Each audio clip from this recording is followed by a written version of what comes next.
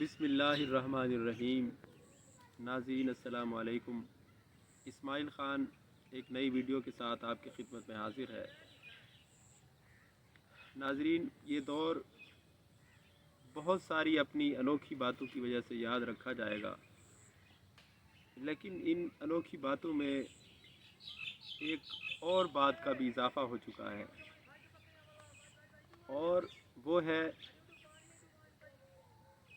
دنیا کا انوکھا قیدی، یعنی عمران خان، قیدی نمبر 804۔ اس سے پہلے لوگوں کو یہ علم ہی نہیں تھا، جن کا کرائم سے یا کورٹ سے یا جیلوں سے واسطہ نہیں پڑتا تھا، ان کو یہ نہیں پتہ ہوتا تھا کہ جو قیدی ہوتے ہیں ان کو نمبر الاٹ کیے جاتے ہیں۔ عمران خان کی وجہ سے لوگوں کو اس بات کا بھی پتہ چلا، اور آج تک تاریخ میں یا موجودہ زمانے میں کسی قیدی کا نمبر اتنا مشہور نہیں ہوا ہے، بلکہ اس کا کوئی کبھی ذکر تذکرہ بھی نہیں ہوا ہے۔ آپ اس میں مثال کے طور پر یہ دیکھیں کہ نواز شریف جیل میں رہے، کسی کو پتہ نہیں ان کا قیدی نمبر کون سا الاٹ کیا گیا تھا ان کو۔ ذوالفقار علی بھٹو جیل میں رہے، اس سے پہلے بڑے بڑے لوگ جیلوں میں رہے ہیں۔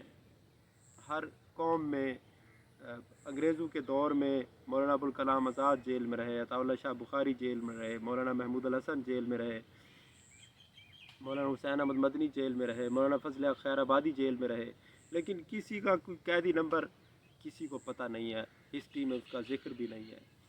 لیکن عمران خان کی یہ خصوصیت ہے، وہ دنیا کا ایک ایسا انوکھا قیدی ہے کہ اس کو جیل میں قیدی نمبر الاٹ کیا گیا ہے، اس کو عالمگیر شہرت حاصل ہو گئی ہے، اس کو پوری دنیا جانتی ہے۔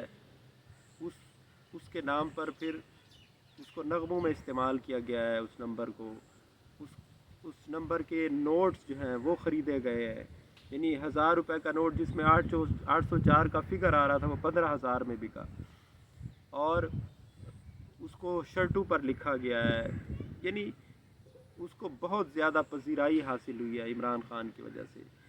اور اس انوکھے پن میں بہت کچھ ایسا ہے جو پازیٹیو بھی ہے، اور بہت کچھ افسوسناک اور مایوس کن بھی ہے۔ مایوس کن صورتحال یہ ہے کہ پاکستان ایک آزاد ملک ہے، اس کے مقابلے میں جب انگریز جہاں قابض تھے تو ہم غلام تھے، لیکن انگریزوں کے دور میں جو ہمارے ہیروز تھے، جنہوں نے انگریزوں کے خلاف سٹرگل کی، ان کو اس ملک سے نکالنے کے لیے کوشش کی، ان کو بھی جو رائٹس دیے گئے، عمران خان کو وہ رائٹس بھی حاصل نہیں ہیں۔ وہ دنیا کا ایسا انوکھا قیدی ہے کہ ملک میں اس کا نام لینے پر پابندی ہے، کوئی میڈیا پر، مین سٹریم میڈیا پر، ٹی وی پر، کسی چینل پر اس کا نام نہیں لے سکتا، اس کی تصویر پر پابندی ہے، اس کی تصویر نہیں دکھا سکتا، اس کی جماعت پر غیر اعلانیہ پابندی ہے، اس کی جماعت کا پرچم لہرانے پر پابندی ہے، اس کو کسی عدالت میں پیش کرنے پر پابندی ہے۔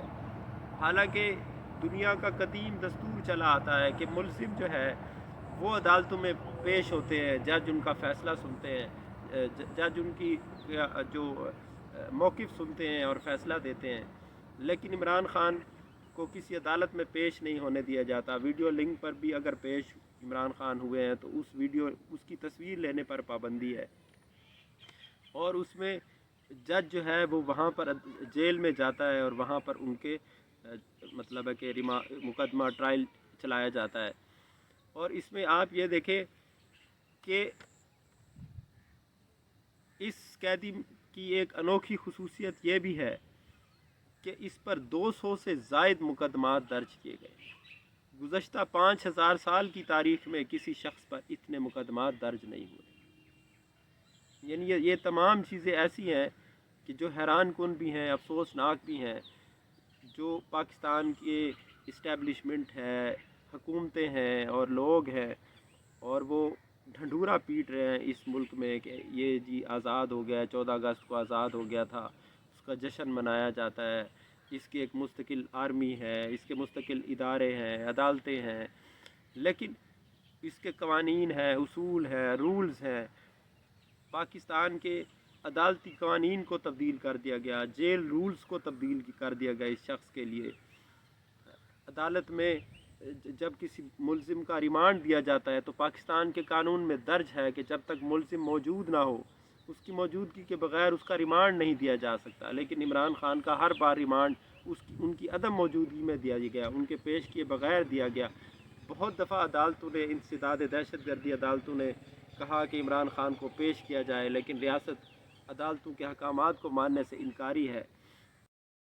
عمران خان پر کسی قتل کا الزام نہیں ہے، لیکن اس کے باوجود وہ جیل کی اس کوٹھری میں بند ہے جس میں قاتلوں کو بند رکھا جاتا ہے، اور قاتلوں کو بھی اس میں 30 دن سے زائد قید تنہائی میں نہیں رکھا جا سکتا۔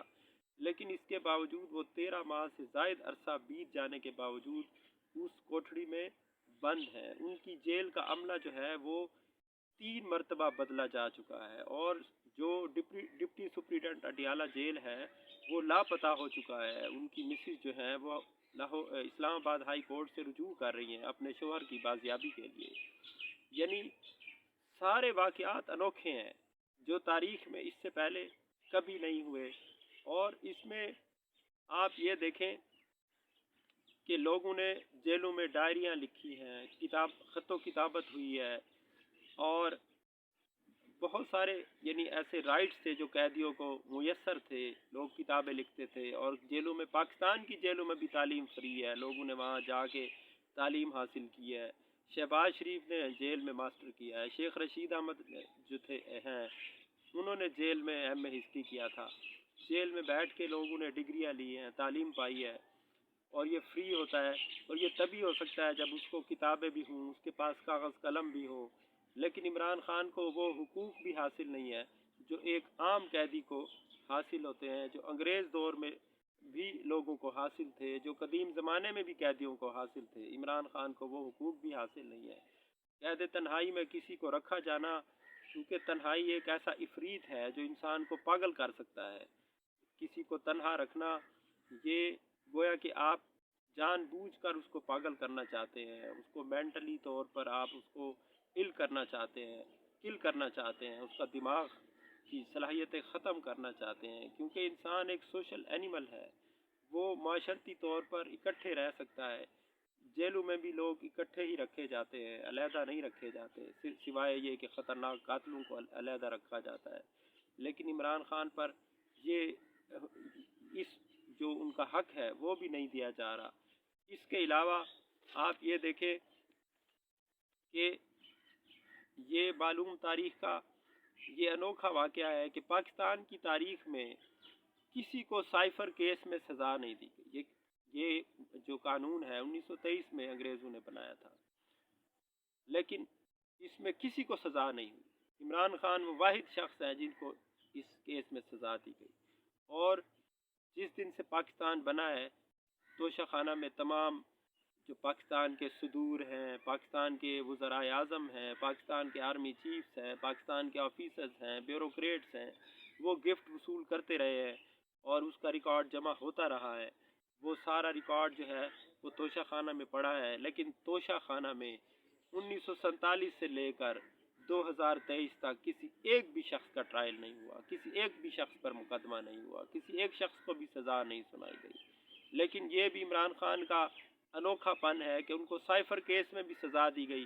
اس کیس میں آج تک کسی کو اس سے پہلے سزا نہیں دی گئی، اور عمران خان کو توشہ خانہ میں سزا دی گئی، اس سے پہلے آج تک کسی کو توشہ خانہ میں سزا نہیں دی گئی۔ عمران خان کو فراڈ عدت کیس میں سزا سنائی گئی، ان کی بیوی کو 7 سال کے بعد نکاح کو معطل کرا دیا گیا۔ عدالت نے کہا کہ یہ دونوں میاں بیوی ہی نہیں ہے، ان کا نکاح ہی فراڈ پر مبنی ہے۔